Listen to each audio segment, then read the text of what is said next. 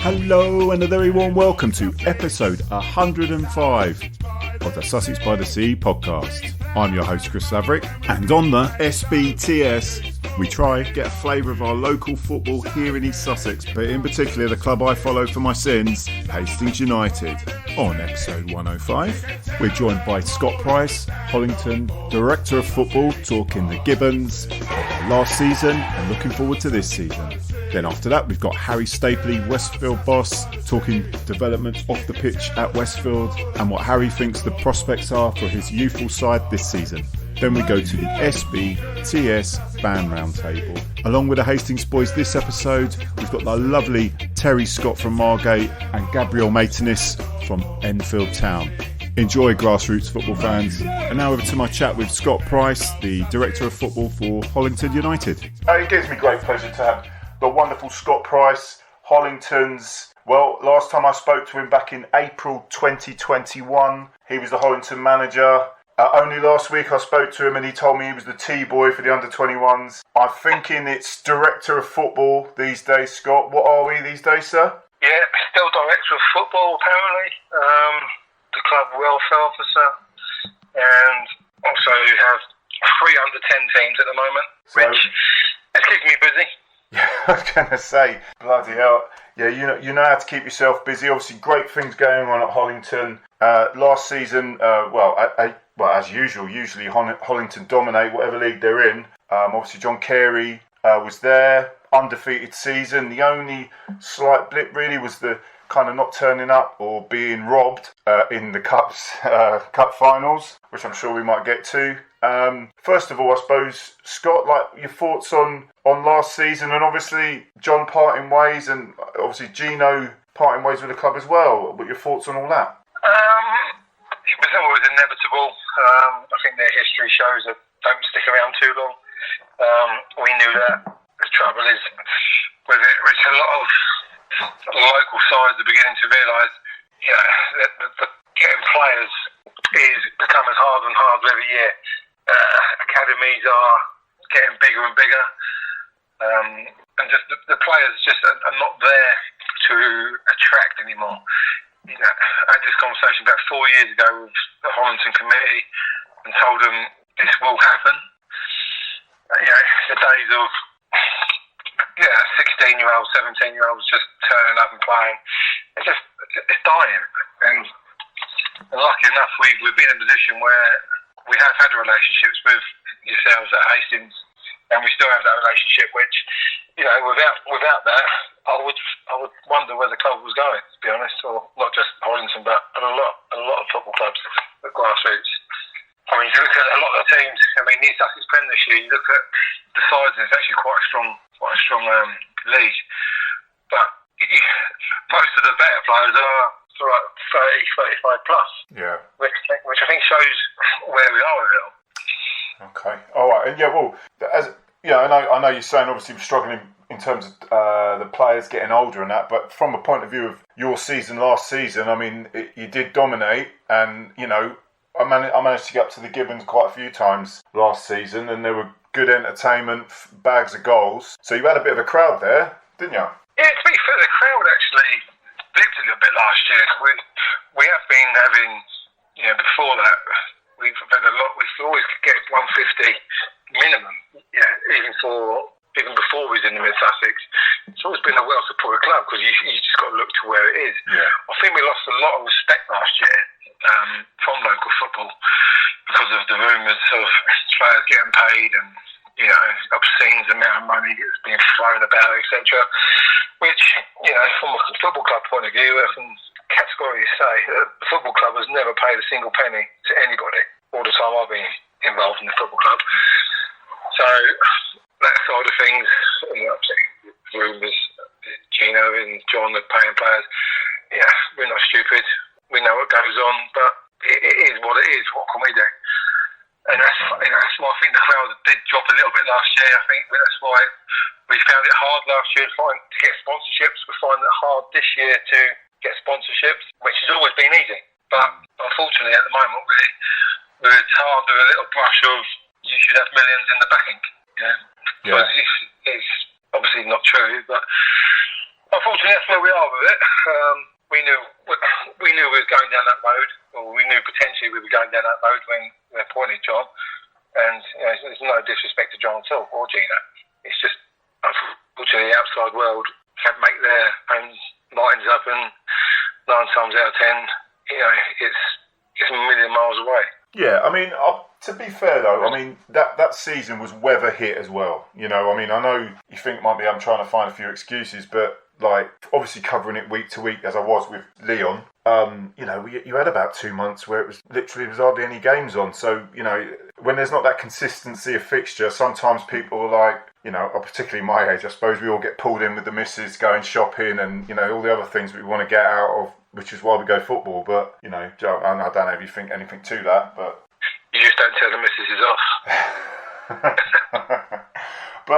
But talking of the Gibbons, I know like me and yourself have been kind of in conversations about what's happening with it, and it's been an ongoing conversation. I mean, what's the latest with the council? I know you're chatting with the council about maybe getting some support there, or maybe some sort of redevelopment, or I mean, what's the latest with all that, Scott?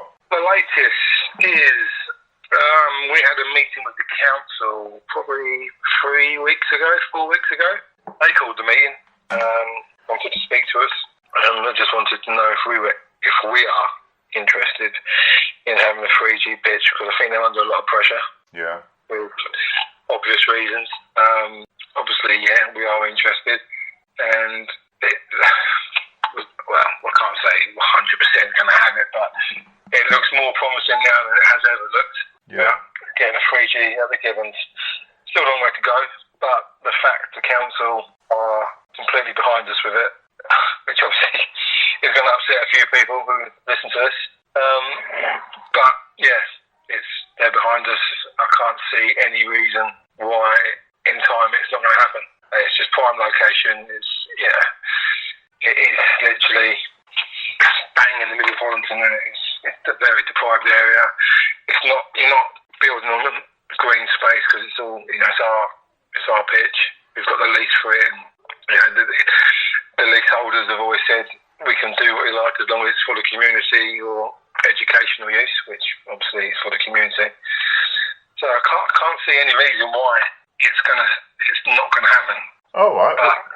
Good. I was just going to say, knowing because I've had back and forth conversations with the council about all stuff with Hastings and all the mess that's gone on with the time kiln. These things are not cheap. I seem to remember sort of 6-figure sums to get these things done. I mean, are they gonna? I mean, you guys ain't got the money, so they're gonna find it from somewhere. Well, apparently we have got the money.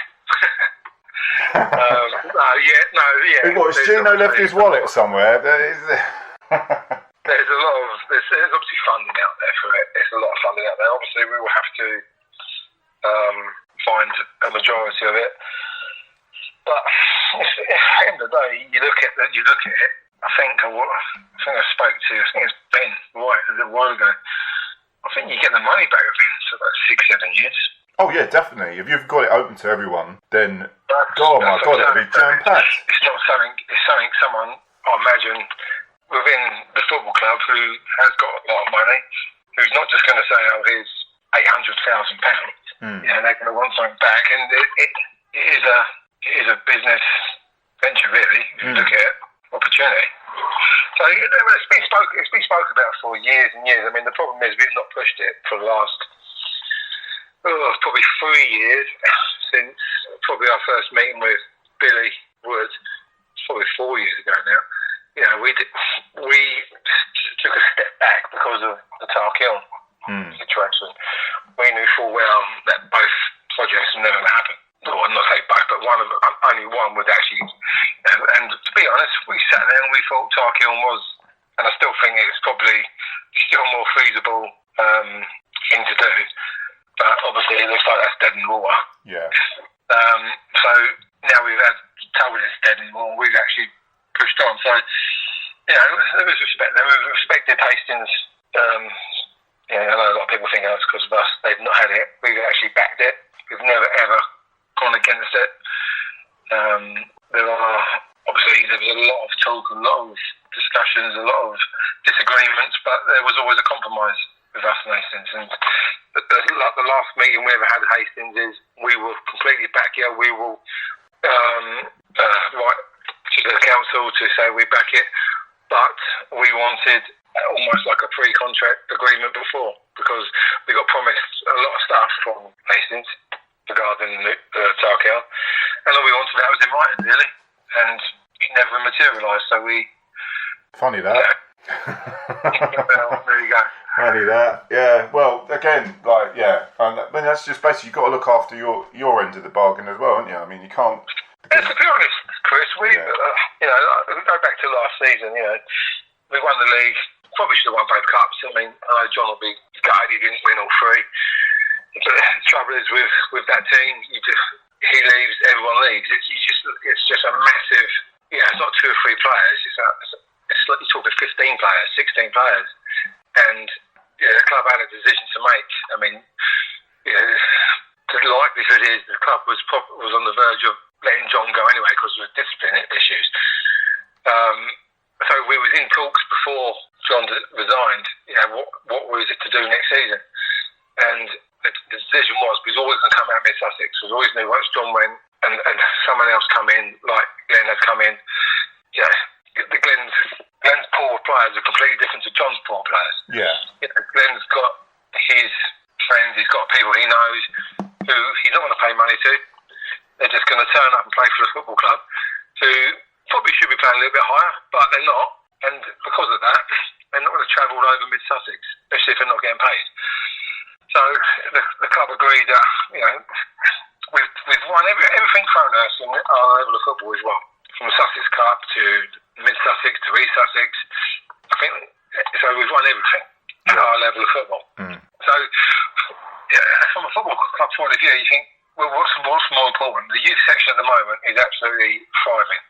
Yeah, from January this year, I think we had an under-14 team, an under-10 team who just quit in January. But the manager just decided to walk away, took all his players with him, and 3 players left. So we had 3 players for the under-10s in January. Now we have 3 under-10 teams, 2 under-8 teams, and possibly an under-9 team already now looking into next season. That is all good news. It's mental.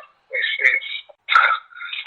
I can't say how busy it's been, and the trouble we had at the moment is coaches, trying to get coaches. Obviously, we don't pay.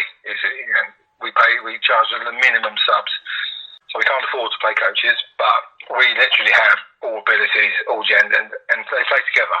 And every single child, no matter if they've kicked the ball once or kicked the ball 1,000 times, they get the same amount of minutes on the pitch. So that's where we are with it, the football club. We're going to take a massive step back. We've gone into East Sussex football. Glenn's under absolute zero pressure to do anything, to win anything. You know, we've got a second team, we've got a brand new second team, because obviously Glenn's moved up. Most of his players moved up with him, so again, we've had to rebuild there. And it's a case of... Oh, hang on, Scott, just for thing, because for people that might be listening that don't know, it's Glenn Hine, who was the Hollington seconds manager, wasn't he? And, we promoted Glenn up from the second team. I mean, it was the right thing to do. Yeah. He had a good season, considering, you know, he was appointed manager, I think, 10 days before the season started. He got promoted his first season. He's a local lad. He knows his football. I mean, I've had hours and hours of discussions with him, and you just know if people are blagging, you know if people actually know the football. And he does know his football. So from a football club's point of view, we think it was the right decision. And like I say, at the moment, we're trying to build the youth up. Because of the lack of players. All I'm trying to do at the moment is get age groups in the youth, so we just have a conveyor belt. So at the moment we've got an under 15s next year, so we're 2 years away from having just the follow-on, so that the youngsters go into the adult team. And that's what we want to do, just want to build from within. Just have a 12s go to 13s, 13s to 14s, 14s to 15s, 16s into mental. Then we don't have to go to Hastings and can we loan 3 players, 4 players. Which, don't get me wrong, this year they've been fantastic. Ben White, Ben Cornelius, they've been great with us. But it always ends up not quite how it should end up. Yeah, because they're not your players. And it's almost like, do they really want to be there? I had it when Aggie was manager, and I had the likes of Kian Moynes, Darren Hull, James Hull, Jay Tomlin, Harvey, Leon Gregg. Yeah, they were great. It was fantastic for the club, even better for the kid because they're playing men's football. Yeah, of course, sure. And you look at them now, they've all moved on. And I imagine they're all earning a few quid as well at football. They've all moved on. And this is what I've had so many arguments about 16-year-olds. Oh no, he can't go to. No. You think he's 16? Just let him play men's football. Yeah. Because when they do suddenly say, oh yeah, go on in, he's 21, it's too late for him. They can't adapt to the men's game. It doesn't matter what standard it is. When you play against a 16-year-old and then you play against a 25-year-old, the difference is. And that's where I think Hastings now have actually now Ben has got a bit more control over the academy. We sing on the same hymn sheet. Okay. Yeah. No, he's a good bloke, Ben. I definitely want to mention about the charity stuff as well. I know you. I mean, there's actually quite a few charity games you have running down the Gibbons, which is excellent. I mean, we've had the 1066 specials. We've had them down where in the morning the kids played, and then in the afternoon the adults played, which was a great day. And that was for Sam Atkin as well, which Andy's son, which is the same thing we're doing for Wendy. Yeah. So Wendy's Day, which is obviously the 12th. All proceeds were going to Sam Atkin, who had a tumour on his brain. It's exactly how Wendy passed away. So we know full well she would love what we're doing. But it's just a great day. I mean, it's always for a sad cause, obviously, but we've got parents with kids match in the morning, and then I think there's like 22 players each side. Okay. So it's every player chips in 20 quid, I think. So everything just will go towards Sam. And as I was saying, this is the football club. It's very unique. It does put everyone before itself. That won't make it. They'll donate as well. The football club, and it's just going to be a special day or special lady. Yeah. No, obviously, but get that out on the old socials. I'm happy to share it far and wide. I think Grant's doing that today. He's putting another one together today. Nice one. No, and I'll make sure that everyone, and obviously get a few people down there and get your hands in your pockets for a good cause. Yeah, definitely. Oh, well, listen, Scott Price, director of football, director of under 10s, director of everything, in all things Hollington. An absolute pleasure to talk to you, mate, and good luck with your season. Yeah, cheers, Chris. Yeah, cheers. Take care. Thanks a lot.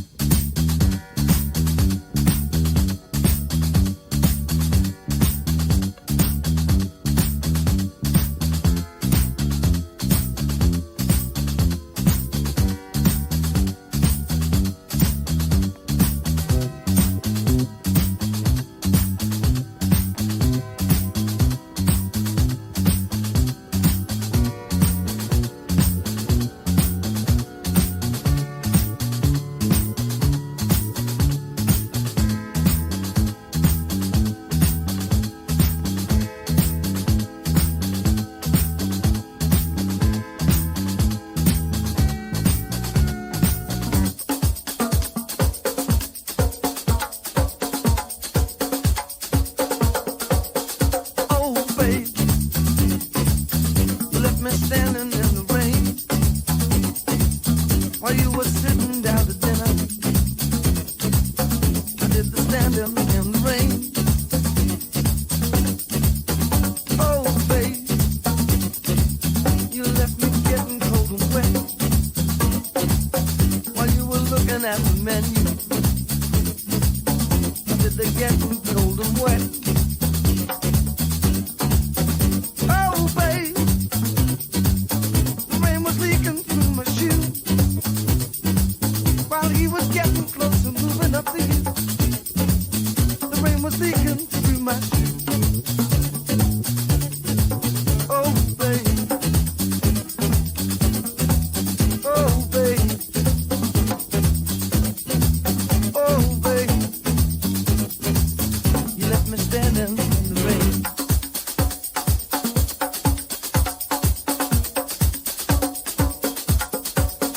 Oh, babe. You left me standing in the rain while you were getting in the taxi. I did the standing in the rain. Oh, babe, when I was wet right to the bone, you were deciding that you were going home, and I was wet right to the bone.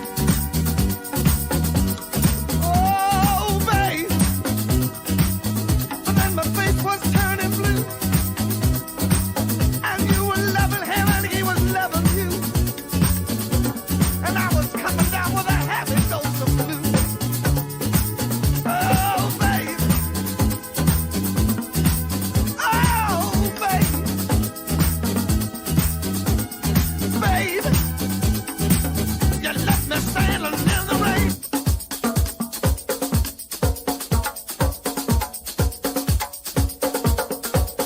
Oh, babe. Oh, babe. Oh, babe. You left me standing in the rain. Standing in the rain. Standing in the rain. Standing in the rain. Standing in the rain. Standing in the rain. Standing in the rain.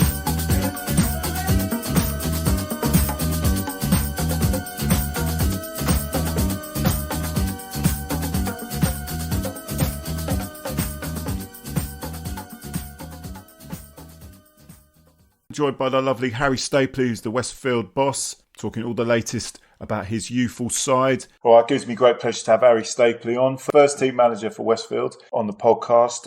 Harry was on last. You were on last pre-season, weren't you, Harry? I was, yeah. And I'm sure you did predict. I think you were either winning it or second. Yeah. Yeah. Although, fourth place, 3 defeats all season, undefeated in the league since October, if I haven't got that one wrong. Decent end to the season. How do you think it went for your boys? There's obviously an air of disappointment because of the team we have together. We obviously set our sights for the top 3. Obviously, too many draws has cost us there. 9 draws out of, 24 games is too many in any standard of football. So I think if we can, most of our draws come from winning positions as well. You can't be 4-0 up against Robinfield and try to draw 5-5. It's just, I think we switched off a bit too much in a few of the games. Harry, was there any teacups thrown in that 5-5? Oh, it was a very frosty reception as we come back in, I'll tell you that.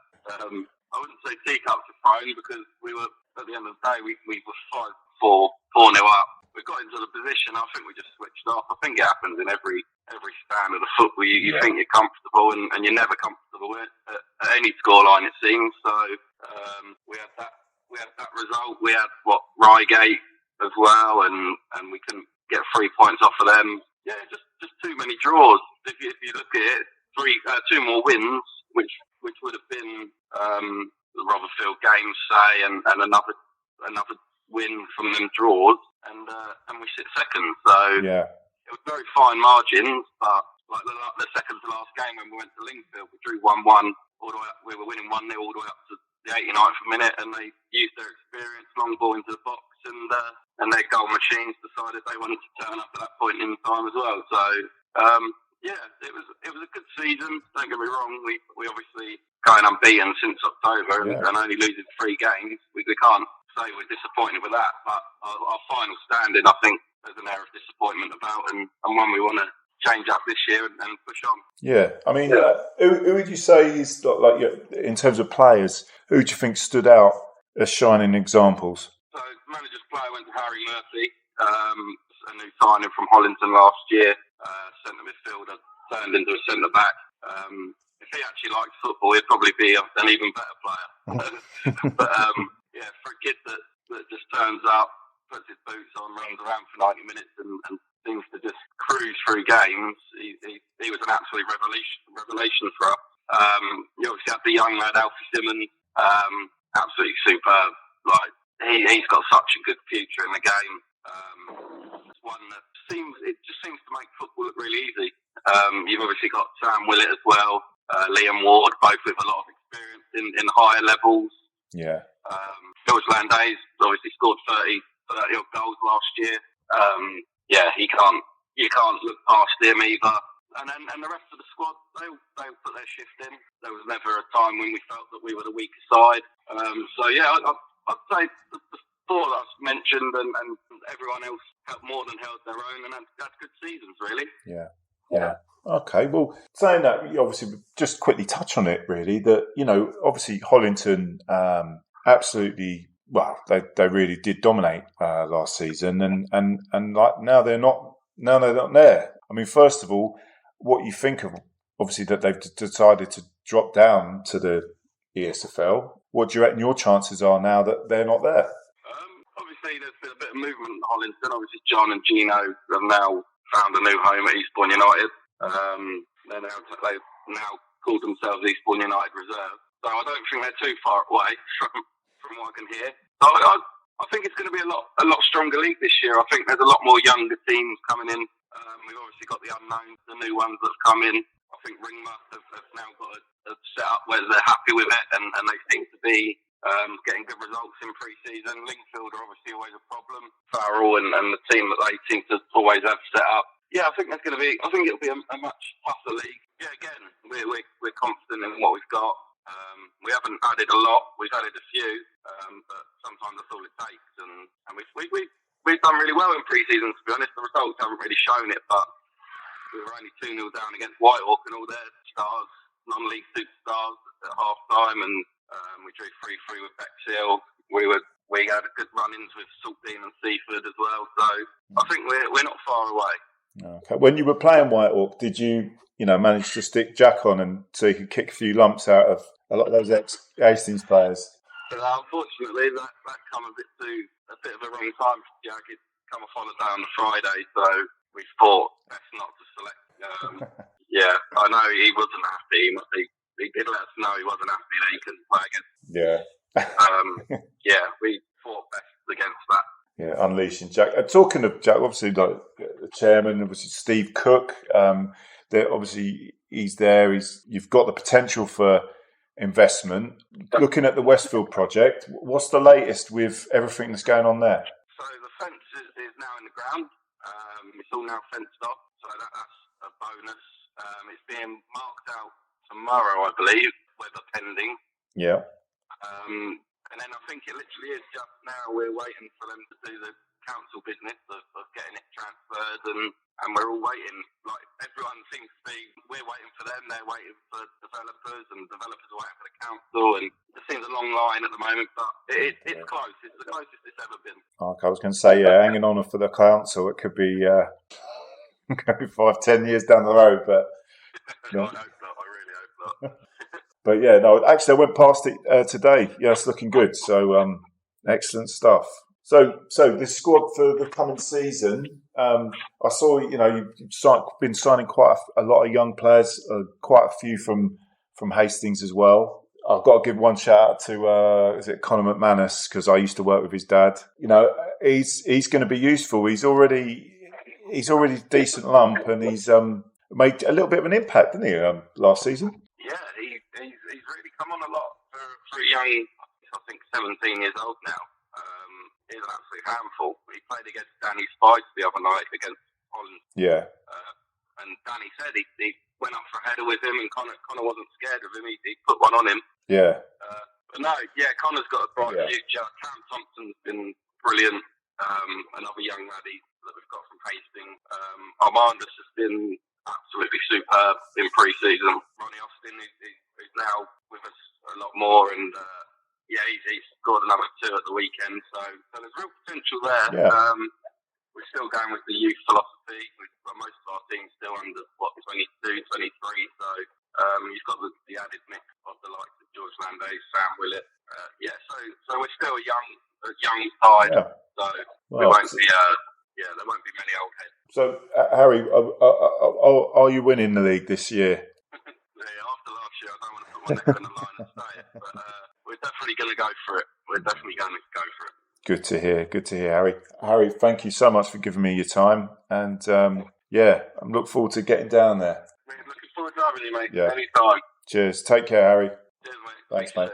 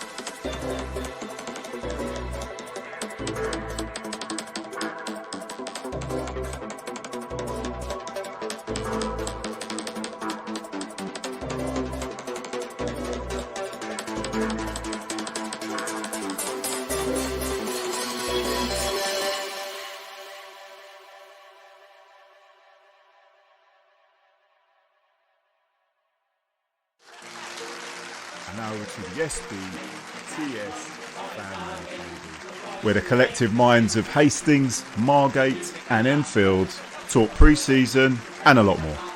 Anyway, it gives me great pleasure to introduce episode 105 of the Sussex by the Sea podcast, the Fan Roundtable. We have wonderful people here as ever. Friends of the show that are here would be the lovely Terry Scott from Margate, who's going to talk about how Margate's winning the league this year. The lovely Gabriel, who is a friend of the show from Enfield. Are you still editing the programme? No? I'm indeed. Okay. Yeah, it's business as usual at the moment as well. Yeah. We also have Super Malcolm, the mega agent, in more ways than one. Flat white, or is it long black? Andy, the wonderful Ian Grant, and of course Windy John. Thank you, gentlemen, and ladies, for coming along. Oh, I count as a bloke, don't worry. I'm sorry to misgender you there. Sorry. Don't really care. Yeah. Another rabbit hole we could go down, which we're going to avoid. Anyway, yeah, not today. Well, we did have a few of those discussions when you come over for the fan barbecue, Terry. Yeah. It was wonderful seeing you there. And I hope, all us Hastings fans made you comfortable, didn't we? Yeah, I had a really, really nice time. Yeah, well, we got drunk as well. Yeah, I was a wee bit. A new season is upon us. I obviously want to get some talk from the Hastings fans as well about how we feel things are going to go. Lots of changes, should we say? And, we're going to talk to the lovely Terry. We're going to talk about Margate, and we'll talk about where they're going to finish this season. What do you think? I mean, you obviously got a few players in, not a load. No, it's decent players. But what are we saying? Well, normally by this time of the season, I'm like, absolutely ringing out on me anxiety. But actually, for this season, I've been quite sort of like, yeah, it's looking okay. We're not going to pull up trees or anything, but it's I'm quietly confident. With mid-table and do me as usual. What? Quietly confident of fourth off bottom? What are we talking about? Quietly confident of not being quite as bad as last year. Oh, okay. Yeah, one off the bottom was like, oh no, yeah, that was not good. Was it your lot that were playing Herne Bay? We did like second from last game, third from last game of the season. Oh, was it? Is that another one I've got wrong? No, they were don't even get me started. Oh, don't talk about. We won't talk about Herne Bay, the fans. Let's not talk about that. Nah. But we didn't do very well with them. So. All right, sorry. I'm not doing too well there, am I? I'm upsetting people. No. It's a fair thing. Luckily, they've been relegated, so we don't have to see them again. Yeah, that's good. That's very nice. Works for me. Works for us too. Yeah. So. Anyway, with the panel that we've got here, what are we thinking about Margate? Let's be brutally honest now. Before we go to Gab, or who I haven't spoken to yet about Enfield, where do we think Margate's finishing? I'll say I'm looking at mid-table because we've actually got a striker. We've got more than one striker in this year, so we may actually score some goals this season, which we haven't done. So we're looking all right. Defence is looking good. We've got right mixture of like some experience there as well. We've got Tyrone Sterling. He's come in. He's really solid. He's good at like goal line clearances and that. Keeper's a little bit anxious, I think, would be the easiest way to put him. He's getting there. He's improving. So we're getting there. Midfield, we've just signed another midfielder. Mo Cham. He's looking really good. He's one of these. He's like not too much on the tricky feet. Knows when to pass it rather than too much of it and giving the ball away. So is that one of yours, Malk? What's that? Well, Mo Cham. No, he's not on your books. All right, mate. Sorry, I thought I'd just check. Not yet. No. I've been very busy this summer, but you have, haven't you? Oh, mate. Not many, mate. Yeah, what was it? Just southeast London. You've been busy in, haven't you? Yeah, I've been busy everywhere, mate. Yeah, I've got quite a few still on there. Gail's one of them. Man United goalkeeper, he's a free agent at the moment, so Margate, I just heard her say goalkeeper. Give him a shout. Yeah, I can send him down. Yeah. So what are we thinking about Margate? Come on, be honest. I think they're going to stay up, and that's not just because Terry's on. I'll say, but I think it might be a struggle. It's going to not. Yeah, easy. We're not going to make things easy. We never do with Margate. That's how we work. So I'll say I'm aiming for mid-table. If we get any higher, great. But I'll say with the guys we've got in, it's I'll say quietly optimistic. Yeah. Well, if we get to Gay, you might be looking playoffs, but we'll see. So no one else want to speak on Margate. 15th. Higher, lower, anyone? I don't know. I'm basing that on not much, but 15th. No one. All right. I think bottom half. Yeah, bottom half. I think you'll stay up, but I'll say I'm not. As I said, we're not going to be pulling up trees, but I'm more confident than last season. Put it that way. Okay. I'm glad you stayed up because I still got all my earplugs to. Yeah, I think we go to you lot on non-league day actually, which would be nice. Oh, right. Okay. It'd be nice not to go there in the sort of dead of winter either. Yeah, so I think we got every time we go to Margate, we're quite lucky. We were supposed to be at Erith and Belvedere tonight, and it was pitches underwater. So great. It's always for crying out loud. Right, Gab, your turn. Obviously, I haven't spoken to you yet through the power of editing. So, sorry about that. Anything about free programs or anything like that. But yeah, Gab, what do you think? I mean, obviously your lot, have been changes behind the scenes. Again, you brought a few people in. I mean, I don't know the league well enough to kind of really judge what the players that you have brought in. But you think you're going to do better this season? It's hard to say. I think there has to be a degree of patience, and I think there is already in terms of Andy was there 6 years, and I think that. What did for him in the end was that we didn't just get bad results towards the end of the season. It's just the football that we were playing was absolutely sort of terrible as well. So at least there's the sort of promise after at least a few months of something slightly more attractive. Whether it gets results, we'll have to wait and see. It's looked okay so far. We've done the business last few pre-season games. The new additions look pretty decent. Reece Forster in goal looks really solid. Couple of decent midfielders as well. So, yeah, we'll have to wait and see. I think the general feeling is if we make the playoffs, it's a real bonus. As with sort of a lot of years. But I think perhaps just given that it's so new and the players obviously have one season to sort of bed into the new management's kind of style of thinking. I think if we do manage to get top 5, it would be amazing. Fair enough then. Okay. Any of the guys and girls here want to speak on Enfield? I reckon Enfield will be up near the top. Yeah. Based on last year, anyway. Yeah. Did you lose many players? We've kept. I think we're lucky. Last few seasons, we've lost sort of half of the squad, but the ones we've kept have been the real kind of core players.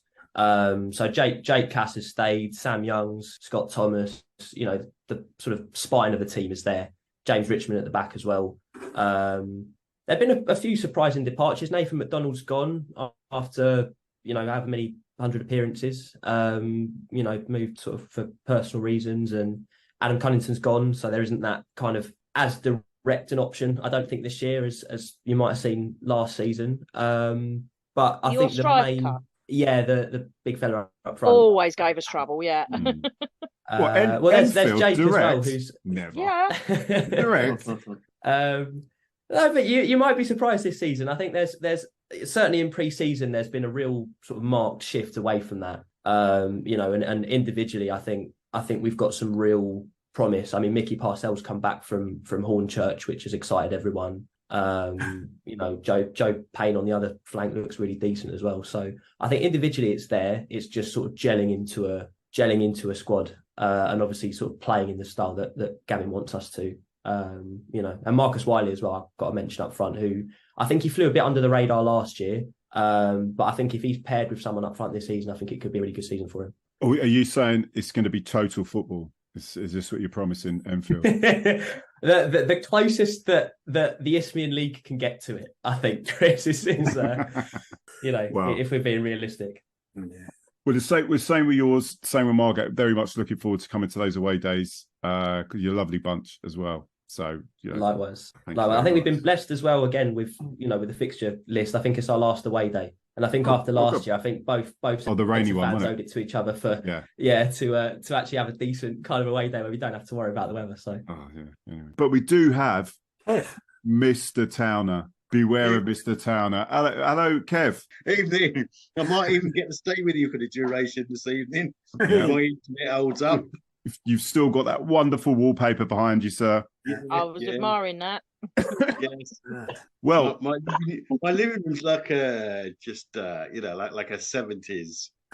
We'd never get that vibe. It's stuck in the 70s. Yeah. Hang on. Talk about Enfield's one of my favourite stadiums, actually. I'm very, very fond of the architecture of Enfield Stadium. It's deco, isn't it? It's lovely. It's deco. It's lovely. So I'll be very happy if we both stay up. The other reason I like Enfield is because if you look on the Hastings United fans' Facebook, you'll see a photograph of me at the Enfield game. And you've got a wonderful big banner up. Oh, yeah. By the side of the stadium that says, I'm a Towner. And it just happens to be my surname. So it's become comedy gold. I've just muted him just so he's got a wobble board out now, I think. Yeah. Well, he's halfway around the world, so he's probably get them cheap in the Philippines. Right. Simon, can you hear us? Yes. Yay! Christ only knows how I got that to work eventually. Sorry, it's me and Zoom. Yeah. Tell me about it. Yeah. Total incompetence on my part. So sorry, I'm here eventually. Well, it's good that you're here, Simon, because we've got Gab on who does the programme for Enfield. So obviously, as a fellow, hello. All right, mate. What's happening with you? Going to go digital or not? No. Oh, shut up! No, I'm going to kick you off, mate. I got a real hammering. I was away I was in Greece for one of the pre-season games, and I got an absolute hammering on the forums, deservedly so. Yeah. What had you suggested it? No, I did actually. I mean, the contingency was that they went to print for the next game, but at the game itself, I only thought we'd get sort of 150 or so for. I think it was just Ratnell or someone like that, and in the end, it was about 250. And because I did a digital version, people online saying, "Oh, what's the point? Why would you go digital?" And it's like, well, I learned my lesson. Slippery slope. I know he wants to do it. That's Simon. He's all about that. Him and his wobble board. What are you doing in the background there, mate? Me? Yeah, you're something. No. I'll try and stay steady now. I'll just try. I've got nowhere to put the phone at the moment, so I'm going to hold it like this. I'll try and keep it steady. It's not that. Oh, darling. It's not that typhoon, is it? No, we've had a couple already. One's gone, and the other one's on its way in. It's a little different here, mind you. It was getting a bit horrible back in England sometimes, wasn't it? Not too good today. Yeah, it's been absolute rubbish today. What's the temperature? So here, Simon, what's the temperature where you're at? It's dropped down to about 29 now, so it's not too bad. It was up in the high 30s not too long ago. So but it's all right. No problem. No problem. What I'm not going to miss, boys and girls, is when those clocks change at the end of October. I will not miss that. You're welcome to it. Anyway, it's good to see you back, Chris, doing this. I hope you're going to do it regularly, mate, because it's such a good show. And anyway, let me hand it back to you. I mustn't monopolise. You're not monopoliser, don't worry, Simon. Yeah, it's not going to be as regular as it used to. I definitely don't have the time. I've had me little never say never again. So I get it. Simon's been there. He's got the t-shirt on his side. There's times when you just haven't got. There's just not enough time in the day, and a lot depends on what's happening at the club as well. There's nothing going on at Hastings, is there? No. Am I the only one that found that close season utterly depressing in a lot of ways? I'm trying to be positive. Yeah. I hear that. No, it's you never knew, Chris. You never knew from one day to the next whether the club was going to still exist. I don't know. I remember days like that. Post Mark Gardner. I remember all that. God, yeah. I mean that was horrendous. You didn't know what was coming next. Yeah, I think a lot of clubs at our level go through these ups and downs, but I just think with what's happened just now, I just wanted someone to tell us what was going on, because you see the whole team disappear. Gary did his interview on YouTube towards just about at the end of the season, and as soon as I heard that interview, I thought he does not sound very upbeat. He's been told something he doesn't like, and it didn't surprise me in the slightest when he was gone. And then the next scene, the whole team's gone. Yeah. There's been a lot of changes, hasn't there, Simon? Not much, but seeing David Radari back now, now there's a step in the right direction. That's one of Malk's, that one. Isn't it, Malk? That's one of yours? Definitely, yeah. Yeah, ching, ching, ching, ching. Well there, didn't I? You did. Yeah. Was it? He was on the train to Glasgow, wasn't he? And then you called him off, or what was it? Hang on, that sounds a bit wrong. No, you didn't go that far. You'll do anything to get a player, Malk. I won't go that far. I'm sorry. There's lines you don't cross, is there, Malk? That's it. Yeah. It's only money. I won't pull anyone off. No, getting David back is a huge step, and I couldn't believe it when I saw that. Oh, fantastic! Be interesting to know what kind of deal he's on. Is he signed a contract or what? I thought he was on a 1-year deal. Nice. For people that don't know, that's David Radari. He's a player that went to Worthing. Where else has he played? Crawley. Played for Dartford for a bit as well. He's been playing higher level. It didn't seem to work out for him at Crawley, which was a shame. He picked up an injury, didn't he?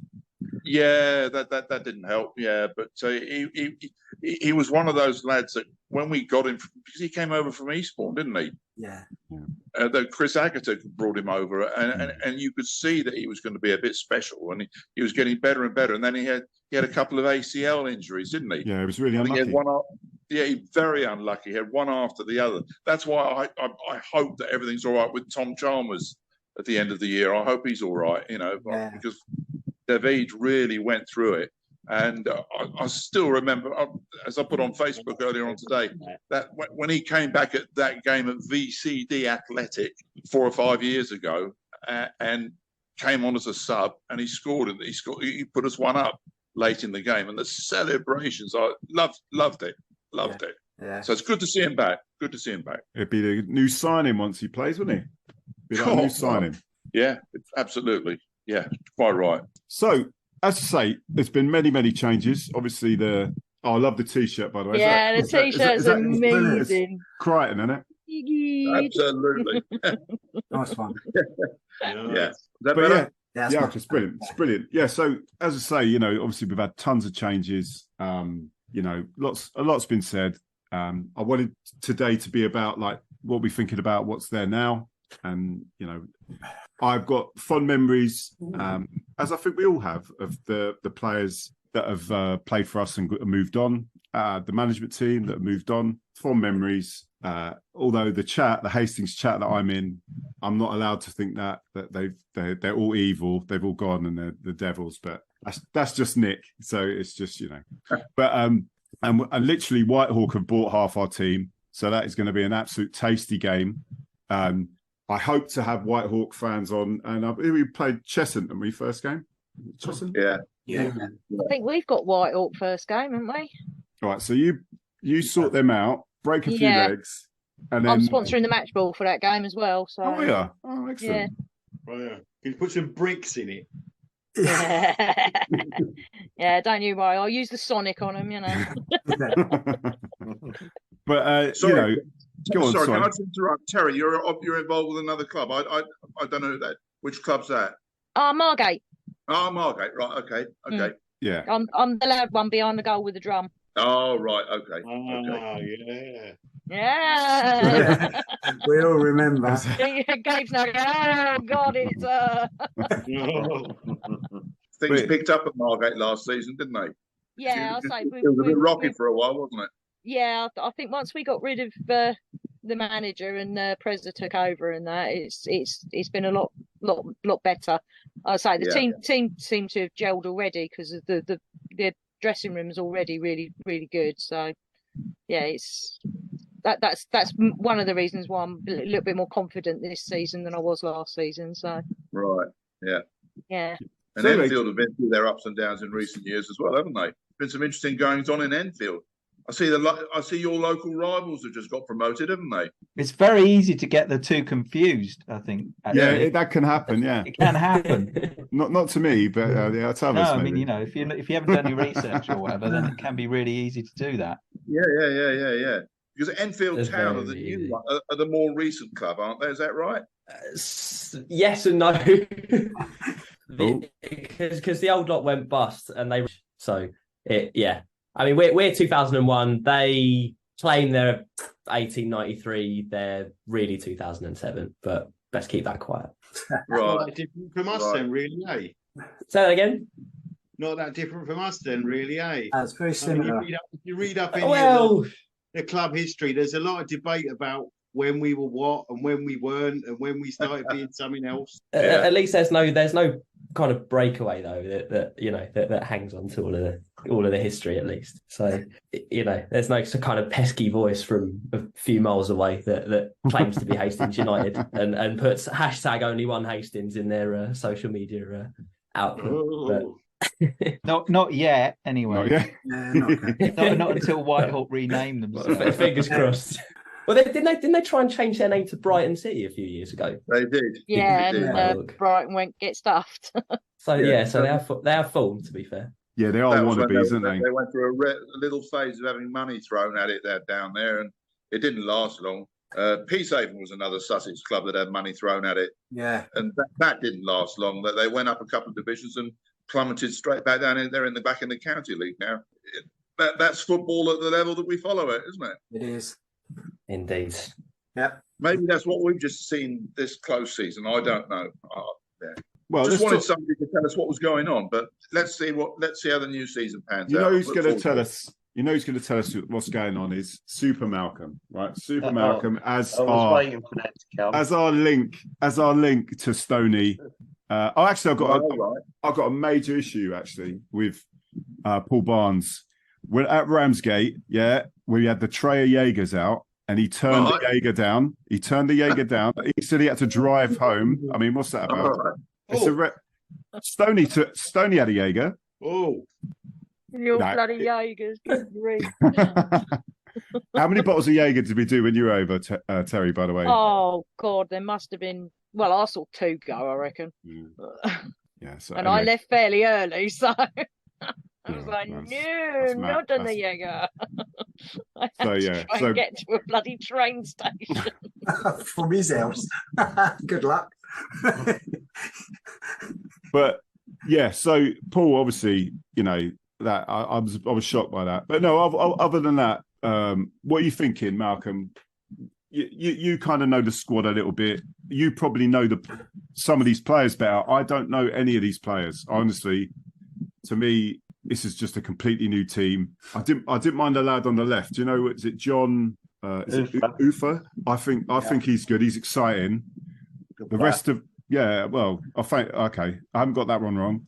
I think he looks an exciting player. The rest of them, I've only managed to get to Ramsgate, and other than John Ufa, I was just admiring the Ramsgate goalie who had an absolute shocker. So, yeah.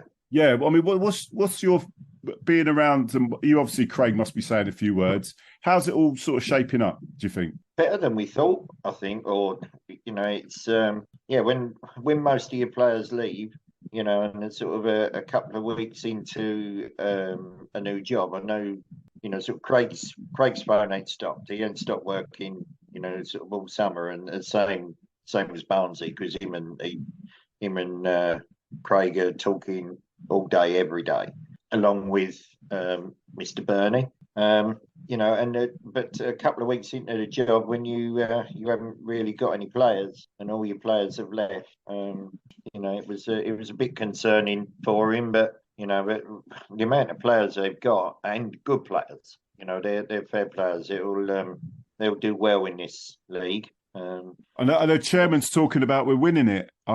Personally, I think that he shouldn't be saying that. I think he should be toning that one down. That's just my personal opinion. You don't want to put extra pressure on the management team.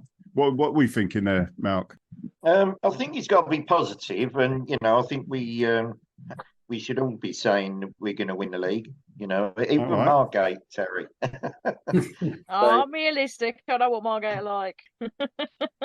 Yeah, I think at that sort of level now, there's a lot of good teams, a lot of good players, and they're just getting stronger and stronger.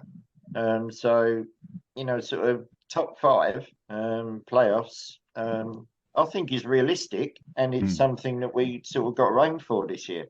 I think, especially with David coming back and Femi up front, he'll score goals, and you've got 2 great wingers there now, which we was lacking last year, to be fair. We was lacking pace up front, totally, since Daniel Ajakai and all that went, we just had no pace up front. And at that level, you've got to have pace, pace and a big front man, really. He's definitely a big front man. Yeah, he is. Takes off the goal up, doesn't he? Yeah, and he'll score goals. He has done. Yeah. So and some of a couple of the players that he signed in the last couple of days, Manny's a good player. Yeah. He's been under the radar, and he looks good to me. I think just backing up what Malcolm said, having been knocking around downstairs and that for the past couple of games, and just catching up with people, and had quite a good couple of long chats with Paul myself when I've been bobbing around getting stuff ready for the box and that, and the atmosphere is good. And that Manny Sontan he is a really, really good player. I would second that. He yesterday for an hour, so dynamic. And I think the biggest difference in this group of players to the previous group of players is definitely the speed of the ball movement and the pace. The defence is still working itself out, I think, but because they had the under-23. In fact, he was 16-year-old in goal yesterday, Harry Howes, who did a pretty cracking job, all things considered. But the team has definitely got pace, and the ball moves very, very quickly compared to what it did in the previous team. And it just strikes me as a pretty progressive setup.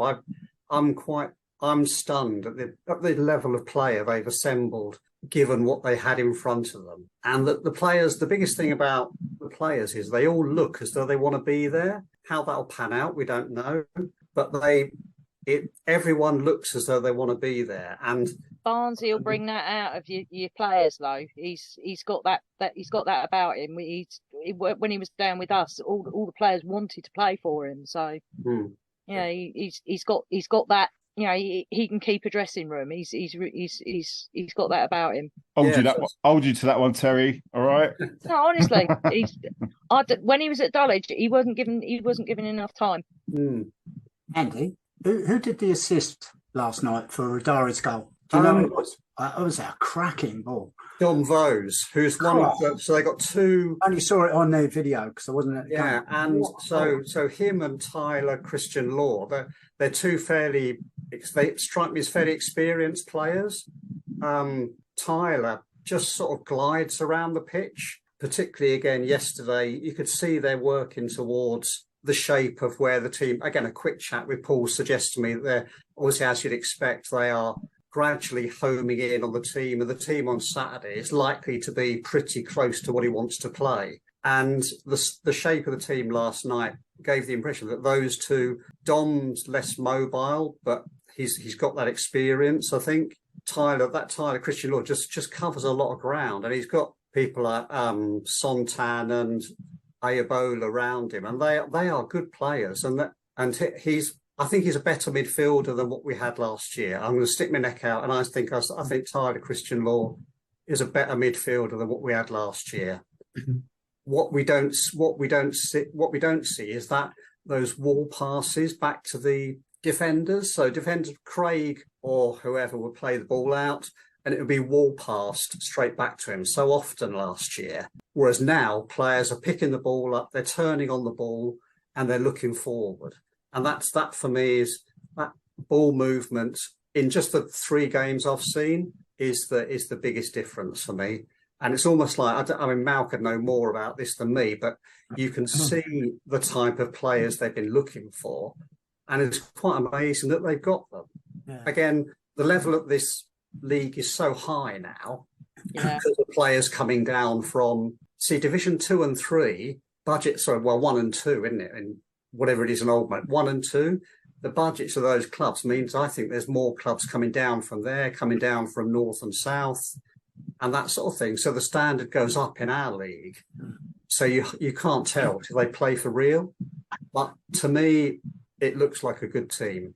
Yeah, I think those having those last 4 signings, and then last 2 or 3 days, really bolstered the squad as well. I was a little bit worried up to the weekend, thinking that the squad's still a little bit light. Yeah, all of those players have been with the team for quite a long time. They just hadn't signed contracts. They were just thinning out the trial. So they were all the trialists, were they? Yeah. Okay. Yeah, so they were like the impression. Again, I'm speaking from what I see, and again, yeah, they were the trialists that made it through. And again, they went through a few players, and I think a couple of them. Yeah, even that Ryan Atkins at Eastbourne, it was just obvious he was a good player. The goal he scored, the first goal, was a cracking one-touch finish. I don't know how they've done it, but they've done well. Yeah, and we've retained a few still, haven't we? We've still got Norris he scored a couple of goals, hasn't he, in friendlies? And Norris has played well. Norris seems to have been energised a bit by it, which is interesting. Yeah. We've always said that, though, haven't we? Just that little bit more confidence, given the freedom of some extra strength around his position. Maybe that, he'll go on. So, yeah, good. And Freddie, he's doing all right, isn't he? Yeah, so Freddie, I think he's come on. He hasn't played from the start. He's come on as sub a few times. So I think he needs more game time back in that side again. Because obviously it's hard to tell who's going to end up, because they have got good players brought in on the wings. Hard to end up who's going to. He started against Charlton, I think. Did he not start against Charlton? Yeah, he did. What was the attendance for the Charlton game? Anybody know? 700. Yeah, 730 something, which is pretty good. Yeah. Yeah. Well, particularly as it was £10 to get in. I think that's there was a lot on in the town, wasn't there, that day as well? I think so. Lots of things going on around town. Yeah, that'll be interesting to see how the attendances pan out. I mean, last season, the last 2 seasons have been spectacular, haven't they? And especially the promotion season. So some of the gates there were stellar. I think it's all recovery from COVID, that was, but be interesting to see what the level of attendances are when the real season starts in a couple of weeks. I won't be able to contribute to that till the new year, unfortunately. I shall follow from afar. Good man. Yeah. Oh, I suppose we'd be dependent on results as well, wouldn't it? Yeah, absolutely. Yeah. Always. Yeah, that's any league sport, isn't it? It's all dependent on results, and that's what sorts your attendances out. But I'll be very interested to see how those attendances go when the season starts. Yeah, it's true. So, what do we think? I'm completely honest. I don't know any of these players. So I've seen 1 or 2 of them. They look all right. I'm not thinking promotion. I'm not thinking that, but I'm thinking that it's a decent outfit. It's definitely can play some football. Yeah. I was a little. What was everyone else thinking? I was a little bit worried. What's going on from? What John was saying, Don Bose is a good player. He's been about. We were lucky to get him, and quite a few people have been in contact with Craig and said, like, what's going on down there, And once you get players like that, Tyler Christian Law, and and they start looking and going, oh, they got wasted, that they start inquiring more. Yeah. Michael Phillips will come good. He hasn't played much football, but he's recently, but sort of once he gets super fit. And the only thing I must admit, thinking back on Saturday, the only bit that concerned me is that them 3 players all wanted to do the same job, and they all wanted to be playmakers, which is what we missed last year. We didn't have a playmaker in midfield. And going on from what John said about, the ball back to Craig, and then it was pretty obvious what was going to happen and this type of. He actually said to me one day last week, I've actually got the option now that if it's played back to me, or I can just stick it over the top and I know John Hoofer will get it. It doesn't matter where I put it. If I put it right by the corner flag, he will run a half a length of the pitch and get that ball before he goes out. You know, he's in, and the other side the same with Leggy. You know, he said, I've got that option just to play it forward. Gab, with the new Enfield, Gab. Well, it's an option we didn't have last year, Chris, wasn't it? No, you know, and absolutely. everyone said, oh, it's going backwards and sideways. It's never going forward. Yeah. But we never had the playmaker in midfield that demanded the ball, and then he could do nothing with it apart from go back because we didn't have the pace in. Once teams press you, you go back and they press. You've got to have an option out, which we never had last year. Yeah, we didn't either. We've got Ben Greenhalgh, and he ended up being like playing a 9 position, where he's better at bringing the ball and sending it in. And now we've got what I think we've got 5 strikers in now instead of the one we had last season who was injured. So you know, cool. I would agree with what you were saying about. I kind of felt on Saturday that I was wondering who was doing the dirty work in midfield. That was my slight concern about it. Yeah, I wanted. And the guy that done it was the guy that somebody, was, bit of ugly the guy stuff. that Manny, when Manny came on, he was the guy that done the what we called the dirty work and the dogging about in midfield and that. And I think that's what got him. Although he is a very good player anyway. But that's what got him, you know, his signature after being a trialist because of what he did on Saturday in the second half. Because we were a bit easy to play through, I thought, really. Yeah. He covers a lot of ground. And whereas last year the midfield was sometimes coming up short, almost like a yard off the pace or something. He's obviously got that little bit about him to get all over people, still commit the foul if necessary, but go and get that ball. I think another good thing about a lot of these players, these new players that seem to be coming from South London, around that area. In the past, Simon would back me up on this one. In the past, that would have been an issue because they're travelling to and fro for training midweek, but they're doing their training in London now. So I think we're going to keep the players. Whereas in the past, we would have lost them. They got, they get fed up after a few games. I'm not going to train just to sit on the bench, But when you're training in London, it might make sense. The one bit about that, doing one at Hastings, one in London, Greenwich. Sorry, say again. They're doing half and half, and it's one in Hastings, one in Greenwich. But I think that's going to help a bit, sort of keep that bond a bit more because at A21 it's a nightmare, isn't it, for anybody to go up and down at any time, let alone on a Tuesday night in the middle of winter to do some training. So I think that's a good move. Is that training then Tuesday London, Thursday Hastings? Something like that. I don't know how they do it now. But...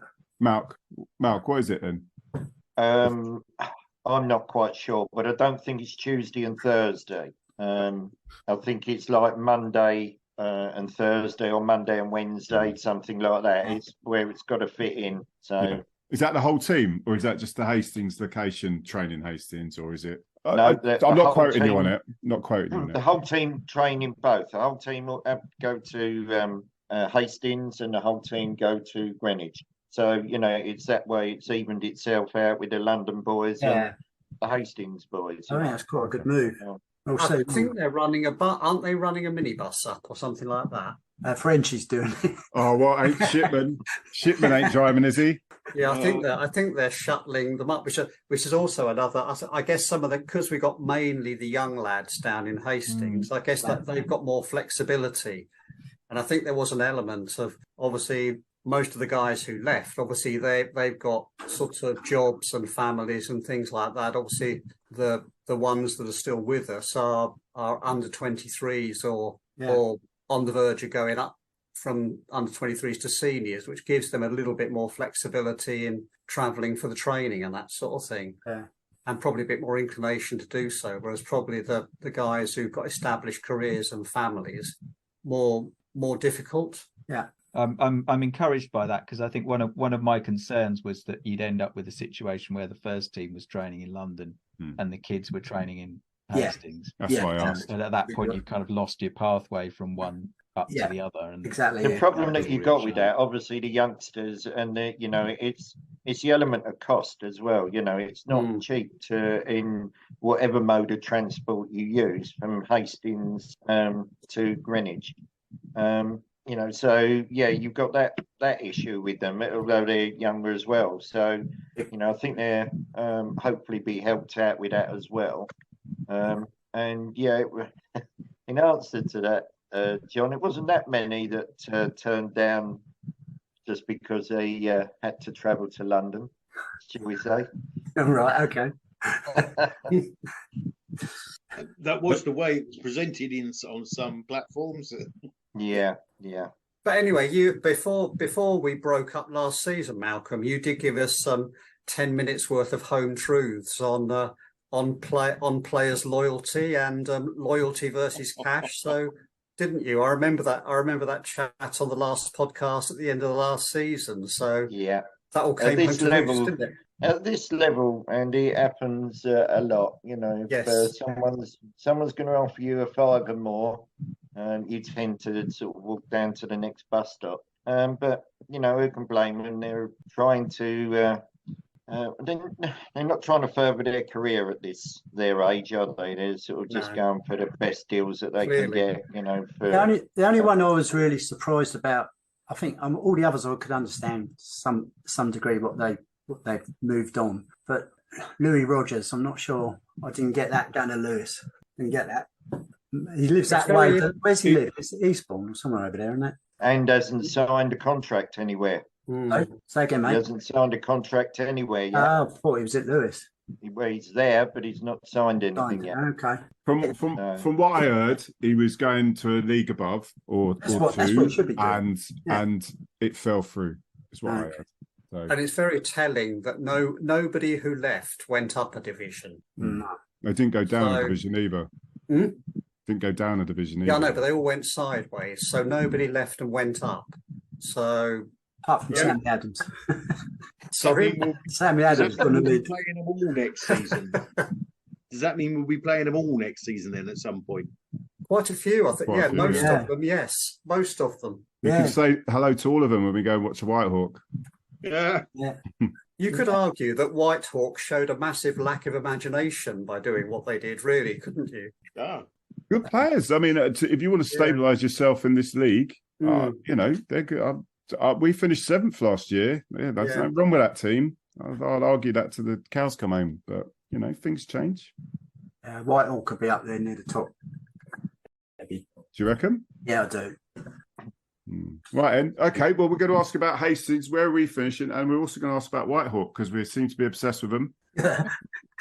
Where's Hastings finishing? Ian? 8th. Okay. Simon, where are we finishing? I'm thinking mid-table because you've got to start from scratch. You've got to start from scratch. Mid-table. Fair enough. Probably just above us. I should clarify. I've got no problem with 8. Yeah, no, So it's not me being pessimistic. It's not a dig. That would be fine. Yeah, no problem with that. Kevo, what is going on in your house, mate? I think realistically we'd all be happy just to stay up, but I can't see any reason why we can't finish mid-table or just above. Okay, Gabs, go on. What do you reckon? Go on. I think 8th is about accurate, actually. I think it strikes me as funny. I had no idea what what your chairman said in terms of aiming to win it, but there seems to be a gulf in kind of one expectation and another expectation. I think the players you've got in, if you can keep them and if you can get them playing, I think you definitely have a shot at the playoffs. Whether you get in there, I think it's similar to us. I think you'll give it a good shot, but I'll go 7th or 8th. I think. Okay, Malcolm, 5th, pushing for 4th. Pushing for 4th. And Andy? I think we'll finish higher than last year. So 6th? Around the playoffs? Around the playoffs, okay. Let's say 5th or 6th, around the playoffs. Yeah. Yeah, I think I'll go around that. 8th or 9th. I think we're going to definitely be a chance of the playoffs. I'll put it on the predict 6, I'll put 7th, but I'm going up to 3rd now because of the signings this week. Badari's going to make such a big difference if he can stay fit. Well, yeah, and if he can play, I mean, he was brilliant against Charlton. And he looks. I mean, I've only seen him on video clips since, because I haven't seen any of the live games. But he looks like he's bulked up a bit. He was playing as a target man for the last half hour or whatever it was against Charlton, and he was never a particularly good target man because he didn't really have the strength, and he'd kind of just get involved in petty battles with people and fall over kick and stuff. But he wasn't a great target man, and he was fantastic at it in that half hour against Charlton. He held the ball up, he flicked it on, he really led the line, which suggests people have been really working at finding him a role, I think, because before he was a very good player, but you couldn't quite work out what he was for. Would he get in our team at the moment though? I mean, where would you play him? How did we play it last night, Andy? He played sort of wide, almost like a front three yesterday. Hard to be sure but slightly wide. But I mean, showing a lot of movement coming inside. I mean, a great movement for the goal. Because obviously Femi was playing as the out and out target man, really, as you'd expect. That's already becoming quite established. But with David buzzing around him, I mean, the good thing is with this team, Radari was a sort of icing on the cake thing, as opposed to an instant place in the team. And it's true. I mean, he could easily play in that team. What you want is, and we've said this, I mean, I've said this before, you want 15 players that when you read them out, it doesn't really bother you who you read out as the first 11. Exactly. Depending on who we're playing. And that's the most important thing. And that Ryan Atkins, who came on yesterday and came on Saturday as well, again, could probably play a similar game to David. So it's great to have someone like him to supplement what they'd already bought, and it really was the icing on the cake. Thing is, as well, Andy, he's gone away and playing first pro football, if you like, football all the time. He's learned the movement. He has bulked up, obviously, because they do gym work and full-time training. He's bulked up a little bit, but he hasn't lost that pace. But he's gained the cleverness as well with the runs. Yeah. So his movement is so good. And the good thing about it, even though this short space of time, you've got a midfield that can find him. That know them runs, and they just find him on a sixpence. And he's, I've only seen last night's goal, so on social media, but both of his goals really, that against Charlton as well, were just his movement, and they were easy finishes for someone who's a striker. But he's done it by the movement and the people finding him, and it only bodes well really if they can continue that throughout the season. Yes, or you've got a big striker man in Femi, that's going to hold the ball up or flick it on for him, with that pace. So I think we'll win more games 5-4 than we will 1-0. Put it that way. I think it is. It does look like that, doesn't it? But you won't have to wait 20 minutes for your first attempt on goal. That's right. I think we'll miss Jake. Out of all the people that have gone, I think Jake Elliott is the one that I'm thinking that we'll really miss him. So I think Jake and Kane Penn were the two that I thought Kane Penn for his potential, and Jake because of that steadiness with a bit of attacking threat. They were the two that I would say, if you had to look back, they were the two that I'd say we missed. I mean, Kane Penn's the one player who went where you kind of think, well, you wouldn't be surprised if he ended up at a higher level at some point, because he's a very consistent, intelligent player, I think. Yeah, he is. Yeah, well, we got lots of new ones to like now. I just got to get to know them all. Get to know a new groundsman, maybe. Oh, what's going on with? Didn't you see he's gone to Lewis? Oh, what? Yeah, Simon Rudkins. Yeah. Really? I need somebody at bloody Lewis. Every time we turn up, it's called off because of the freaking pit. No, I think that's the case anyway. He put on Twitter yesterday. So yeah, I saw that. I was hoping somebody would be able to tell me why and what's happening.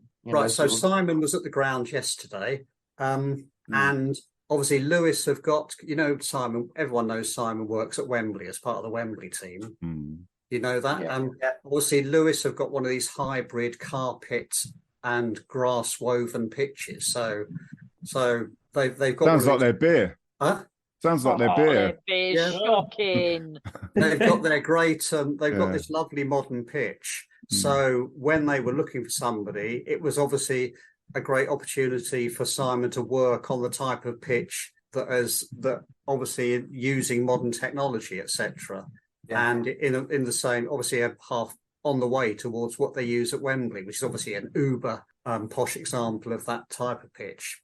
And so he wanted to go and work with the kind of pitch technology that they got at Lewis. So obviously that was what was the draw for him. Yeah. He said he's still going to work at Hastings in the meantime. Where that goes, who knows? But he said that's what he's doing at the moment. I know Simon, he will. So are we in the morning? Are we expecting the dream team of Gary Histed and Dane as groundsmen? Is that possible? Do you think if that is the case, then there definitely won't be any more back passes to Craig. Oh dear. Oh, okay. Well, we know that Dane does everything, but I'm not sure Grant does that much. He does everything with a smile on his face as well, doesn't he? No, he does. We love him really. I'll tell you for his benefit. Yeah. I was looking at a video today of the 2001-2002 season. Stuart Miles sent me some links to the videos that I shot back in those days. Oh God, yeah. And they've now ended up on YouTube. The lithographs were the state of the pitch in those days. Yeah, I mean that's not knocking the guy who was proper football back then, mate. I can't remember. He ended up retiring to France. Dave Bicky. He was groundsman then, and obviously technology's moved on, as we all know. But the state of that pitch, and I just watched the highlight I watched tonight was the home defeat to St Leonard's. And how that game finished, I'll never know. Oh the my state God! Of that pitch. Yeah. Oh dear, it was a swamp. I mean, what Simon Rudkins has done with that pilot field pitch has been absolutely outstanding. But pitches are generally better everywhere. But what Simon's done a really good job at Hastings. I hope he stays there in one form or another. But I don't know how he does that and hold down his job as well, which is gardening. Yeah. He stopped. That's the big change. He stopped doing garden works. He has stopped groundworks, is it? Yeah, so he stopped doing that. Okay, don't blame him. So he's taken a break from that, and obviously the pitches are his. Sort of goes without saying. That's his first love, isn't it? Yeah, yep. You can understand him moving on to Lewis to do work on a different type of pitch, because that's what's coming. That's what's coming. It's the same thing as the argument about programs. Yeah, I knew he was going to go there. But no, believe me, you're going to have digital pitches. You know, I always buy a program everywhere. When I get to a game, I always buy a program. What about that one at Canby Island last season? Then that little hand-sized program they had. That was quite nice. Yeah, quite pocket nice. size, wasn't it?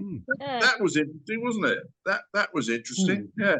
I'll always buy a printed program, but I just think that digital it's creeping in everywhere. No, don't like digital. Not at Enfield, and not at Margate, mate. No, and not at Hastings. I don't know what Gabe at Enfield thinks about it, but for me, if we did go digital, there's so much more you can do with it.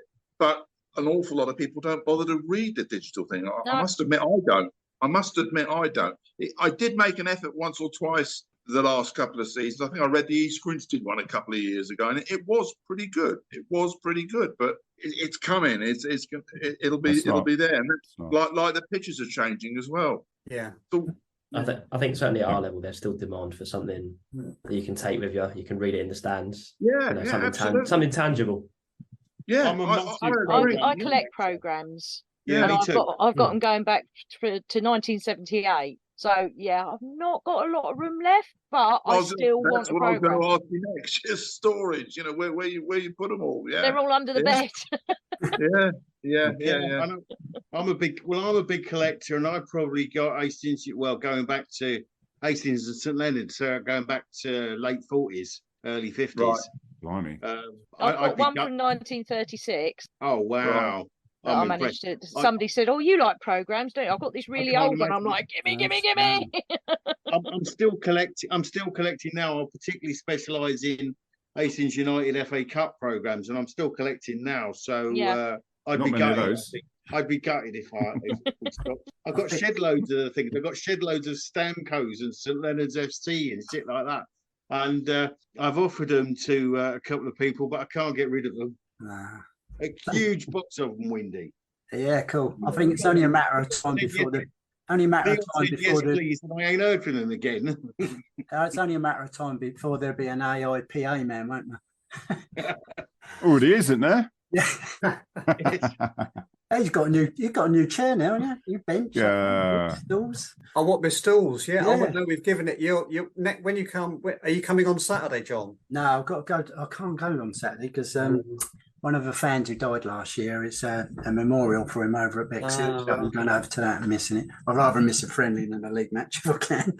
Yeah. Well, next game, drop in. Yeah, because we've refurbed, put all new pictures up, and we got a couple of old 50s, 60s diner stools from a second hand. I saw that. Yeah. And we threw out the old seat that was in there and put the diner stools in instead. And got a load of new pictures printed and replaced all the old fading photos. And excellent. Hoovering it was quite interesting because if you hoovered in a corner, then bits started to come away. Oh no! And then they condemned the. We thought the whole main stand was going to come down around. You've hoovered up the main stand. It's just all disappeared into a massive Hoover bag. I'll probably be dead from asbestos poisoning in a few months' time. I have to say, Andy, you've done a cracking job with all of that. You've really made it your own. I have enjoyed it. It's sometimes quite stressful. Yeah, I do enjoy it. I wouldn't have done it if I didn't think I'd enjoy it. When the job came up, I thought to myself, if you don't throw your hat in the ring for that, you'll never forgive yourself. So it's really good fun contributing, really. I mean, it sounds like you're having fun, and that means it's fun to listen to. So, yeah, well done. So, it's just a bit of fun doing the music and all that sort of stuff. Yeah, it gives me something to think about. I've been torturing myself this afternoon listening to things like Six Music and Radio 1 dance playlists to try and pick stuff out. And my God, talk about I do it so you don't have to. That was a long that was a long couple of hours, I'll tell you. I think they're going to be looking at coming out to something new, Andy. Right, well, they got Paul asked me about Sussex by the Sea, so I gave him the history of how we came away from it and back to it. So I told him what the situation was, and I just said, look, it's up to you. I'd already spoken to him to say, if you want players' music between 2:15 and 2:45, warm-up music, you can have that as well. So he said he would speak to them. So I've already spoken to him because at the end of the day, the players are the priority. So that slot is for them as far as I'm concerned. So again, the only thing with walkout music is obviously the older fans. There's they just really, really make a big thing of Sussex by the Sea. They really are very much invested in it. So I told him all that. I told him the history of it and why we are where we are. So again, I'm fine. I'll do whatever people want. It's because we get our time to play our music at half time and that sort of stuff. So that's all good. I was very pleased to hear Sussex by the Sea actually the other night, rather than that awful Tangerine Dream rubbish. Well, hang on, Terry and Gabs are obviously still here and having to listen to us waffle on. What music do your boys come out to? Do they come out to any music at Margate? We don't have one. We've got the Libertines. You come out to the Libertines, and you don't have any sponsors still. So. Oh, right. No, there was a quirk that during the season when we were sponsored by WWE, the first couple of games we came out to like wrestling soundtracks. Superb. Which was quite funny, but it hasn't lasted. Do you know, among the various sort of group chats and stuff, there has been a bit of chatter about what we could we could come out to, but there's nothing. I don't know. There's no kind of county association, or I mean, you know, London Calling would be a bit generic. You want to come out to that some by Chaz and Dave then? Are you talking about Margate now? You're talking about Margate now, aren't you? Yeah. He's Enfield. I was going to say. Yeah. No. Well, I was addressing it to yeah. Yeah, so we used to come out to a lot of the time. We're back in like the 80s and 90s. But I'll say since we've been sponsored by the Libertines, we've come out to one of their tracks. So yeah, I can't imagine what you'd be something like "Don't Look Back." Be something like "Don't Look Back into the Sun," won't it? Bump it up, honestly. Yeah. It's not 80s rock music. I have no idea. Oh well, welcome to my world. I have to, I spent half my life trying to sort of absorb stuff from everywhere now, so that I can. I'm like, okay, part of the fun. Well, we might have some fun on Saturday. We might see if we can dig out some. I've got a load of TV theme tunes and that I've stored now, so we might have the Sweeney or Dixon or Doc Green or something like that. Why not? I think Bruce Forsyth come Z Cars at one point. Yes, play Z Cars for me. Yeah, What would come out to Z Cars, so you know. No, the best one was when we come out to the Champions League music in that cup. Smithy put that on. I mean, was it Smithy or you, Andy? I can't remember if you were in the box at the time. That was just before my tenure. That was brilliant. Well played, Smithy, on that one. Yeah, I reckon we're going to have to do something like that for our first game, though, because we've got a new trophy cabinet now. Exactly. Warm that trophy cabinet up. Yeah, got that ready. Champions. Yeah, got that. Did over our ex-manager. He gave us the finger as he walked off. I hope we keep up our time-honoured tradition of cheesy classics. You know, like Nut Rocker and Popcorn. Yeah, Popcorn. Yeah, you got it.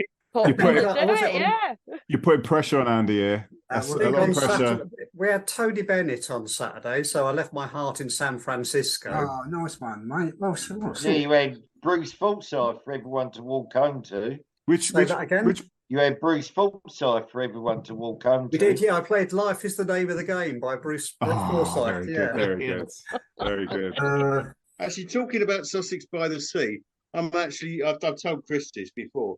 I'm actually very fond of the Bad Manners version. Yeah, it's a good one. Yeah. On the podcast, I think we should use that. Yeah. Oh, I don't know. The club might not want to do that. Try and figure out which ones we used to come out with. And Bad Manners were all sponsors back in the 90s. Bloody busted vessel doing a cartwheel on the pitch. Lip up fatty. Yeah. Yeah, I'm pretty sure that's what we used to come out to. Oh, brilliant. Now you mention it. Yeah. So Gab, Enfield just do not come out to music at all. No, it's at all. And it's silence. Is it just silence and tumbleweed? No, so Andy on our the man behind the voice, the game show voice on the Tannoy at Enfield Town. He does his best to drum up support. To be fair, music in general at Donkey Lane is just neglected. It is really neglected. It really is, and to the extent where we were worried as directors if I think we played. I think it was just during half time. This was a couple of seasons back, and we were worried if we played just sort of YouTube or something like that, if we'd get a sort of licensing bill through the post. So we do need to up our game there. I think but again, it's a quandary of what we come out to. I suspect we'd be having similar debates to the one that's taking place here. Yeah, you've worried Andy now. He hasn't got the licenses in yet. Well, that's above my pay grade, that job. I suspect that's just us being overcautious, mate, to be honest. It's a little known fact that you can avoid all licensing fees if you just play the songs on a kazoo. There's an option. Yeah, I mean, I would actually say that I'm just playing them which is almost true, actually, that I'm only just playing them for my own personal consumption, and others happen to hear them. Yeah. Well, that's kind of true of our PA, isn't it? Really? Yes. You might as well be playing on a kazoo. Well, it is. I'm always having sat in the main stand, as you are all aware. I'm painfully aware of the fact that you have to deafen the main stand for the players to hear it in the far corner where they warm up. You have to deafen the main stand, so it's like the juice runs out by the time it gets to the speakers on the far side. So, but that's not going to change. I've got to ask one question. What's your guys' opinions on goal music? No. Goal. Yeah, the best thing about Aveley going up and Herne Bay going down. I hate that. Yeah, because they played goal. It was just like, oh, sod off. Especially when it wasn't a goal anyway. Well, even the fact that it's. Hey, Andy. Yeah, we know you've scored. You've got your scoreboard up there. You don't need to put the damn music on as well. It's just. Yes, one of my bugbears. I bloody hate goal music. I'm not. Yeah, I must admit, I'm at best ambivalent about it. But I was quite. Oh, when we used to play Nirvana as a goal scoring guy. I was quite into that. Is it Nirvana? No, I don't remember that one. Doesn't sound like I can't think of a Nirvana song that's obviously. It's one that goes, yay! Oh, Lithium. Lithium, yeah. I think we did for a while. Oh, do we? Yeah. I'll take your word for it. Not a bad choice of goal music, but I'm still I wouldn't. I think it's just I don't know if it's an issue just for our level, but just we're so used to the sort of drum track and the fans after a goal. I think it would take something away. I think if we put goal music. It does a bit. What's the threshold, Andy, in terms of consolation goals? Because I've been at games where you've been 4-0 down. Yes. And you've scored a consolation goal in the 90th minute, and they've played, I think. Let me entertain you. The Smile song at the time, and they played that for a consolation goal. So where do you draw the line in terms of when? Funny. Well, the one thing I have had is when I've done women's games. And they last season or whenever when they were likely to thrash somebody about 8-0, I've actually said to Billy, I said, at what point do I stop playing goal music because we're just taking the piss? Because I think once you get to 5, I feel uncomfortable playing goal music. There's no need at that point, is there? No. Right, and gang, I think we've gone on long enough now. Yeah. Looking forward to this season. All to play for. It's going to be good. No matter where we finish, it's going to be fun. Obviously, I love the fan base. You know me. Just get to love this team. Looking forward to seeing you, Gabs, at Enfield. Obviously, good luck, Gabs. And Terry as well. Obviously, at Margate. Yeah. So anyway, take care. Yep. Windy, Malk, Andy, Ian, Kev, and Simon in Philippines. Sorry, hang on, getting everything tonight. So take you, and I won't see you Saturday, but I'll see you during the season. Anyway, take care. Look forward to it. Cheers, guys.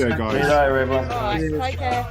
Well, that's it for another episode, SBTS fans. If you want to get in contact with this podcast, the email is hufcpod@gmail.com. The Twitter, which is SBTSpod. Otherwise, go to the YouTube. Over 3.5 years of content on there. There's so many other ways to listen.